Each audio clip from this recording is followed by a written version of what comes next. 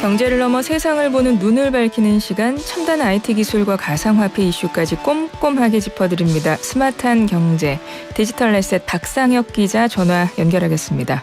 기자님 안녕하세요. 네, 안녕하세요. 오늘은 국내 소식부터 보겠습니다. 카카오가 올해 중으로 초거대 AI 공개하고 스타트업 AI 지원을 확대한다고 하는데요. 구체적인 내용 어떤 겁니까? 네, 카카오가 2분기 실적 컨퍼런스에서 이 10월 이후로 올해 중으로 이 초거대 AI 모델을 공개할 것이다라는 이제 공개적으로 이제 코멘트를 하면서요. 이 초거대 AI가 공개된다는 뉴스가 나오게 됐는데요. 이 구체적인 내용으로는 이제 성능, 비용, 효율성이 이제 좀 초거대 AI 모델에서 중요한 요소인데 이 세 가지 균형을 맞춘 이 초거대 AI 모델을 카카오에서 공개할 거라고 하고요. 구체적으로는 카카오의 자회사 중에 이제 AI 개발을 담당하는 자회사 카카오 브레인이 있는데요. 여기서 이제 초거대 AI 모델을 하반기 중으로 공개를 한다고 합니다. 근데 요즘에 이런 초거대 AI 모델을 서비스에 상용화하겠다 이렇게 밝히고 지금 박차를 가하고 있는 기업들이 좀 있지 않아요? 맞습니다. 네, NC 소프트 같은 경우에서도 국내 게임사 중에서는 최초로 초거대 AI 모델을 지금 개발을 검토하고 있다. 그런 얘기가 좀 공식적으로 나온 상태고요. 위튼이나 이런 이제 국내 AI 관련 업체에서도 관련 모델을 지금 검토하고 있는 것으로 그렇게 알고 있습니다. 예. 그럼 국내에도 챗 GPT 같은 게 이제 나온다는 거네요. 국내산. 네, 그렇게 거칠게 비유하면은 제가 거칠게 비유했습니까? 네. 거친 비유였습니까? 네, 네. 네. 알겠습니다. 해외로 가보죠. 미국이 중국 AI 기업에 대한 투자를 제한하는 행정명령을 내렸다고 합니다. 그 내용이 어떻게 되나요? 네, 이게 좀 화제가 됐던 뉴스 중에 하나인데요. 미국이 AI 그리고 양자 컴퓨터, 반도체 산업에 대해서 이제 그 안에서 사업을 운영하는 중국 기업들에 대해서 미국 자본금을 들어갈 수 없게 투자 제한을 한다는 얘기가 저번 달부터 계속 있었는데요. 예, 결국 얼마 전에 현지 시각으로 8월 9일에 인공지능, 양자 컴퓨터, 반도체 산업 3대 분야에 대한 중국 기업들의 투자 제한을 금하게 되는 그런 이제 행정명령에 서명했다는 뉴스가 이 백악관에서 공식적으로 나오게 됐고요. 이 행정명령을 좀 구체적으로 보면은 중국 본토를 포함해서 홍콩, 마카오 특별 행정구까지 포함해서 이 우려 대상국으로 지정을 한 다음에 우려 대상국이 되는 그 산업에 대해서는 아까 말씀드렸던 대로 AI, 양자 컴퓨터, 반도체 산업 3대 분야가 되는 거고요. 이 미국 재무부에서도 이 3대 분야에 대한 중국 기업 투자를 금지하는 방안을 검토하고 있다고 합니다.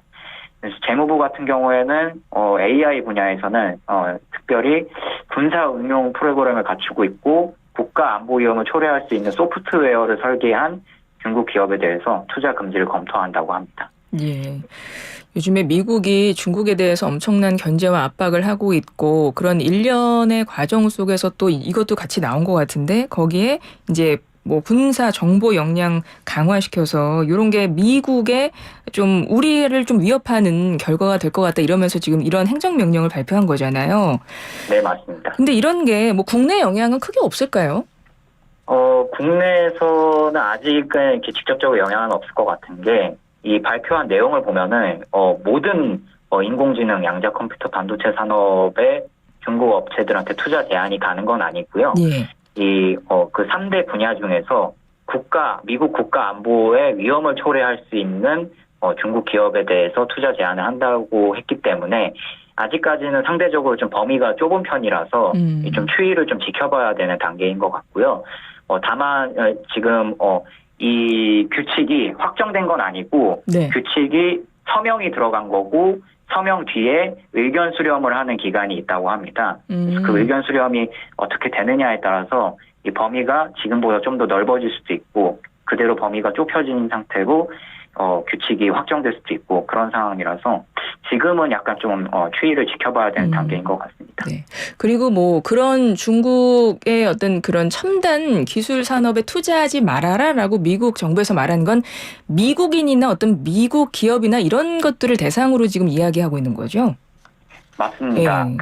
그 재무부나 백악관 공식 발표를 보면은 구체적으로 미국 어느 기업이다라고 명시를 하진 않지만 이 복수의 외신 매체들의 보도를 보면은 특별히 이 중국 그 국가 안보하고 관련한 3대 분야의 중국 기업 가운데 미국 사모펀드나 벤처 캐피탈이 투자를 하려고 한다면은 전에 이 투자 계획을 신고해야 한다고 합니다. 그래서 예. 특별히 뭐 미국 투자사들한테 조금 직접적으로 영향이 가는 그런 규칙인 것 같습니다. 예. 자, 이번에는요. 일론 머스크와 마크 저커버그 얘기를 또 해야 될 것 같습니다. 테슬라 CEO, 메타 CEO인데 두 사람이 결투를 벌인다는 이야기가 지금도 SNS에서 계속 나오고 있어요. 근데 이 결투 이야기는 한 두 달 전부터 계속 나오고 있었던 것 같거든요. 지금 얘기가 어떻게 흐르고 있습니까? 진짜 결투할 것 같아요? 네, 아직까지도 확정은 아닌 것 같고요. 네. 네, 그 말씀하셨던 것처럼 두 달 전부터 6월부터 얘기가 나왔습니다. 예. 뭐 이제 아시는 것처럼 처음에 지난 6월에 그 메타에서 새롭게 제공한 그 스레드라는 서비스가 있었잖아요. 그러니까 트위터의 대항마라고 해가지고 저커버크가 만든. 맞습니다. 그렇죠. SNS. 그 스레드 출시를 한 걸 두고 그 커뮤니티 참여자들 사이에서 이제 트위터가 죽겠구나, 스레드가 뜨겠구나, 뭐 이런 식의 글들이 계속 올라오니까 이 일론 머스크가 그 마크 저커버그를 좀 꼬는 듯한 그런 발언을 했고 네. 거기에 대해서 이제 커뮤니티 참여자가 이 저커버그가 주짓수를 한다는데 조심해라. 뭐 이런 코멘트를 하니까 일론 머스크가 나는 싸울 준비가 돼 있다라고 하니까 저커버그가 또 거기에 응수를 하면서 이제 이 결투를 한다는 그런 소문이 퍼지게 됐는데요. 예. 이 최근에 또 얘기가 나온 게 마크 저커버그가 직접 자신의 스레드 계정에 이런 글을 올렸습니다. 지난 6월에 머스크한테 결투 신청을 받았을 때 결투 날짜를 8월 26일로 제한을 했다. 근데 아직 답을 받지 못한 상태다라고 그렇게 글을 올리면서 이게 또 뉴스가 된 거거든요. 그래서 지금 그렇군요. 네, 그래서 지금 일론 머스크가 거절만 하지 않는다면은 8월 26일에 이 저커버그와 머스크가 결투를 한다라는 뉴스가 이렇게 나오게 된 거고요. 네. 네, 다만 이 머스크는 이에 대한 답장을 아직 하지 않은 상태라고 합니다. 그러니까 8월 26일이 이제 다가오니까 저커버그가 한번 올린 거고 당시에 머스크가 뭐 옥타곤 이런 표현도 하면서 만나자 약간 이런 것처럼 SNS 글을 올렸었어가지고 한참 화제가 됐었습니다. 그러니까 아직은 일단 결투를 할지 안 할지는 여전히 모르겠다 이거네요. 결론은. 네, 확정은 아니지만 뭐 이제 커뮤니티 사이에서 얘기가 나오는 거는 지난 이제 8월 6일에 머스크가 이제 저커버그하고의 싸움은 생중계가 될 거고 모든 수익은 참전 용사를 위한 자선단체에 가게 될 것이라고 한 상황에서 저커버그가 결투 날짜는 26일로 내가 보내놨었다라는 얘기가 나오니까 머스크가 8월 초에 굉장히 긍정적으로 결투에 대해서 긍정적으로 말을 했는데 이제 저커버그가 26일이라고 공식적으로 공언을 했으니까 머스크가 거절만 안 하면 26일로 성사가 되겠네 하는 그런 분위기가 지금 커뮤니티 사이에서 도는 것 같습니다. 예. 뭐 이렇게 한 두 달간 이어진 이 설전의 발단은 결국 스레드잖아요. 맞습니다. 지금 스레드 어떻게 잘 나가고 있나요? 스레드는 이제 이제 출시 한 달 동안은 네. 굉장히 사용자가 폭발을 하면서 인기를 끌었는데 그렇죠. 최근에는 좀 활성화 유저수가 줄은 상태라고 합니다. 그래요. 그래서 관련 뉴스가 별로 안 나오는군요. 네, 그런 것 같습니다. 알겠습니다.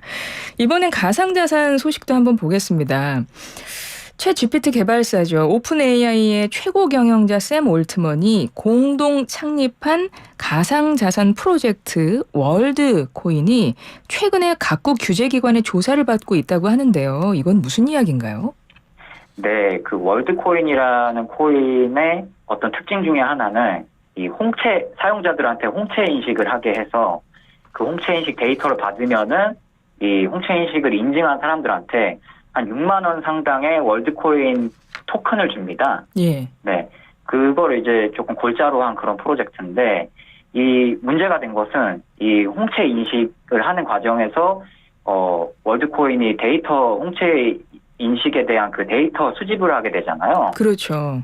네, 그게 이제 개인정보에 해당하는 건데, 이 개인정보가 과연 올바르게 수집됐느냐에 대해서 각국이 지금 조사에 착수하고 있는 겁니다. 그래서 대표적으로 독일, 케냐, 영국, 프랑스 지금 규제 당국에서 이 홍채 인식에 대한 개인 데이터 수집이 올바르게 됐느냐에 대해서 조사에 착수했다고 하고요.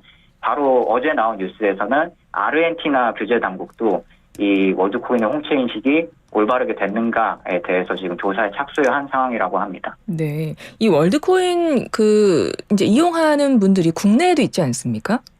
맞습니다. 그쵸? 국내에서도 네. 몇 달 전에 직접 월드코인 관계자들이 와서 홍채 인식 이벤트를 했던 적이 있습니다. 근데 국내에서는 아직 뭐 그런 거 조사한다 이런 소식은 없나 봐요. 네, 국내에서는 아직 없습니다. 예. 그리고 최근에 가상자산 업계에서 좀 계속 나오는 뉴스가 또 뭐가 있나 봤더니만 세계 최대 자산 운용사죠. 블랙록이 미국 증권거래위원회 SEC에 비트코인 현물 ETF 신청을 했다 그래요. 그리고 그 신청한 게 승인될 거란 기대감이 높아지고 있다고 하던데요. 예, 이건 네. 왜 그렇습니까? 네. 이 블랙록의 비트코인 현물 ETF 신청은요, 지난 6월에 신청된 건데요. 원래 이 비트코인 현물 ETF나 비트코인 선물 ETF는 미국 뭐 가상자산 운용사들이 주로 신청을 했었는데, 이 블랙록은 가상자산 운용사도 아니고 전통 자산 운용사고, 더군다나 이 세계 최대 자산 운용사잖아요. 예. 네, 여기서 이제 블랙록이 비트코인 현물 ETF 신청을 했다는 뉴스가 나오면서 신청을 했다는 것 자체만으로도 큰 뉴스가 됐었거든요. 지난 6월에. 예. 근데 그런 상황에서 이 8월 들어서 또 기대감이 형성되고 있는 이유는 지난 7월 후순에 연방 관보에 그 블랙록의 비트코인 현물 ETF 신청이 게재가 됐습니다. 근데 연방 관보에 게재된 이후 45일 내로 1차 심사를 해야 되거든요. SEC에서. 네. SEC는 이제 미국 증권거래위원회고요. 여기서 이제 ETF 승인 여부를 결정하게 되는데요. 45일 내면은 이제 9월 초거든요. 근데 이제 여러 가상자산 전문가들이나 전통 금융 분석 업체들이 이 블랙록의 비트코인 현물 ETF 신청이 승인될 가능성이 높다라는 이제 분석을 내놓으면서 좀 기대감이 높아지고 있는 상황입니다. 그러니까 가상자산 시장에 좀 활기를 불어넣는 그런 좀 뉴스가 되고 있나 봐요. 네, 그렇습니다. 예. 그리고 이거는 뭔가요? 미인가 가상자산 거래소 MEXE가 이게 이제 싱가포르에 본사를 둔 곳이라고 하는데 우리 한국인 고객을 비롯해서 글로벌 선물 고객의 자산을 별안간 몰수했다고 해요. 이거 왜 갑자기 몰수한 건가요? 네, 이 좀 배경이 있는데요. MEXC는 일단 말씀하신 것처럼 이 국내에 미신고된 가상자산 사업자입니다.